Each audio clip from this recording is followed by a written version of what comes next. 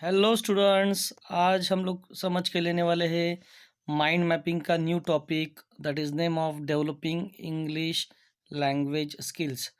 So for your kind information students, ये topic February 2025 में 12th हमारे एचएससी बोर्ड इंग्लिश के पेपर में ये क्वेश्चन माइंड मैपिंग में आ के गया है। तो हम लोग अभी समझ के लेंगे कि developing English language skills means हमें इंग्लिश लैंग्वेज स्किल्स को डेवलप करना है, इंग्लिश बोलना है। We have to try to understand so what should we follow, कि हमें कौन सी टेक्निक्स को यूज़ करना है, कौन सी प्रैक्टिस करनी चाहिए, so through that we can easily develop our English.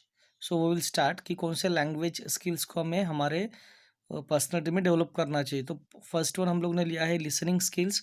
So we should have to expand our listening skills, कि हम लोग को जितना ज़्यादा हो सके उतना ज़्यादा इंग्लिश सुनना चाहिए। सो नंबर वन पे हम लोग ने लिया है वॉचिंग इंग्लिश मूवीज़, जितनी पॉसिबल हो सके इंग्लिश मूवीज़ हमें देखनी है। TV shows, serials, programs which they just converse in English, जो कन्वर्सेशन इंग्लिश में होता है उसको हमें बार बार सुनना है, देखना है। Second one, good listener, the people who are speaking in English we have to listen again and again, उनको लिसन करना है, हमें सुनना है अच्छे से। जितना हम लोग अच्छे से गुड लिसनर होंगे that we will understand better and better. Next, attentive in conversation. When we talk in English language, we should have to 100% attentive, कि हमें conversation में 100% attentive रहना है, अच्छे से ध्यान देना है। समझो हमारी listening skills expand होती है तभी हम लोग आगे से क्या कर सकते हैं, we will try to speak in English. Second one point हम लोग ने लिया है speaking skills। अभी we should have to encourage speaking skills, कि हमें खुद में स्पीकिंग स्किल्स को इंकरेज करना है, खुद को मोटिवेट करना है, स्टूडेंट्स को मोटिवेट करना है। सो कौन से स्पीकिंग स्किल्स हम लोग फॉलो करके इंग्लिश बोल सकते हैं? तो participate in public English speaking, debate discussion, wherever the debate and discussion, जहाँ जहाँ डिस्कशन या डिबेट हो रहा है, चर्चा हो रही है, उस जगह पे समझो इंग्लिश में हो रहा है तो we have to take the participation, हमें उसमें भाग लेना है और we have to try to improve our English.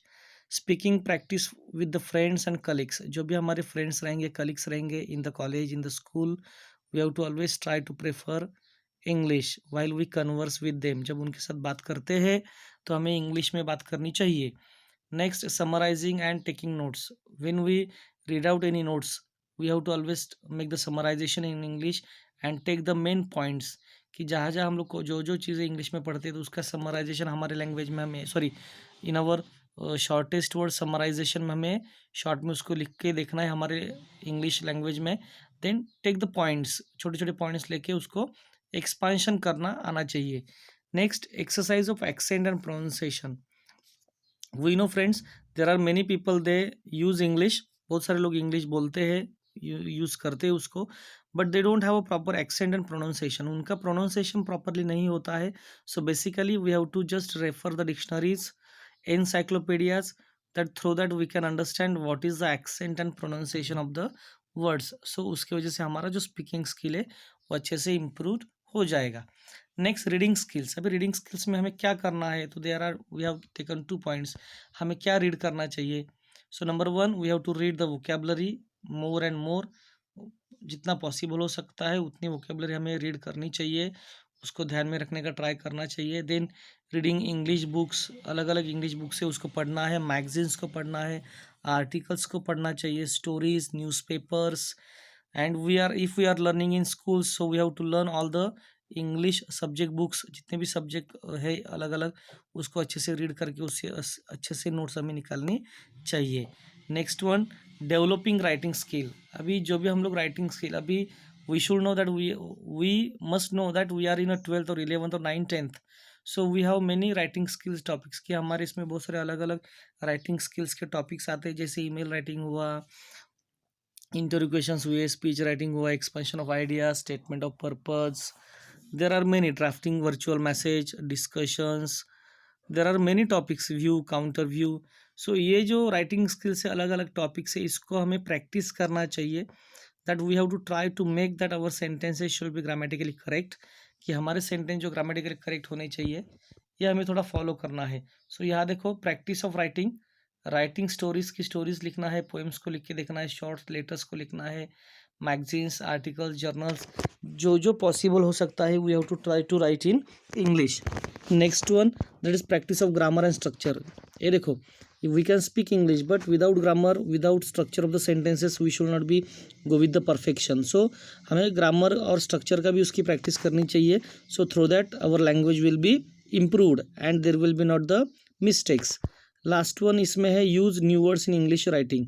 जितने न्यू वर्ड्स आप यूज़ कर सकते हो that you don't know till yet, कि आज तक आपको जो वर्ड्स पता ही नहीं है, try to use again and again new words. जितने न्यू वर्ड्स आपके सामने आते हैं उसको ज़्यादा से ज़्यादा यूज़ करना है, सो through that you can improve your English. Last one and the best but not the least, grammar and vocabulary, कि हमारा ग्रामर और वोकेबलरी परफेक्ट होना चाहिए। ग्रामर वोकेबलरी की बात करेंगे तो हमें पता होना चाहिए ग्रामर वोकेबलरी में न्यू वर्ड्स जितने ज़्यादा हो सकते उतने हमें ध्यान में रखने हैं, पढ़ने हैं। We have to just take the notes of it. Second, use of dictionary and encyclopedia, already मैंने इसकी बात की है। डिक्शनरी और इंसाइक्लोपीडिया का यूज़ करना चाहिए, क्योंकि how that function of the words in a different types of sentences, different types of condition of the statements, इसका हमें बेनिफिट हो सकता है। द नेक्स्ट वन और last one that is practice of grammar rules, कि जो हमारे grammar rules है इसको हमें अच्छे से समझ के लेना चाहिए, so through that we will understand कि how we can write the sentence. So students, ये माइंड मैपिंग का टॉपिक है, इसको हम लोग ने अच्छे से ट्राई किया समझने का।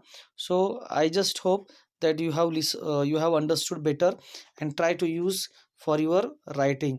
You can make the new one also, आप नया भी बना सकते हो, इससे easy भी बना सकते हो, इससे अच्छा moderate भी बना सकते हो, but just it's for only guidance. Thank you students.